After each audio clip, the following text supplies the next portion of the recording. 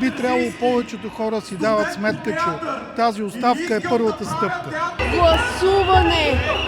Българите, гласувайте, за да можем да получим това, което искаме. Не чакам идеалния политик, чакам средно интелигентен, нормален човек. Ами няма да е лошо да имаме действителна лява партия, защото в момента не мисля, че имаме. Много съм съгласна с слогана, който е в момента за честни избори, тъй като виждаме какво се случва по изборите. Даже си коментирам с моите приятели, ако можем да се включим в броенето, наблюдаването, каквото и да е, просто да знаем от първа гледна точка как седят нещата.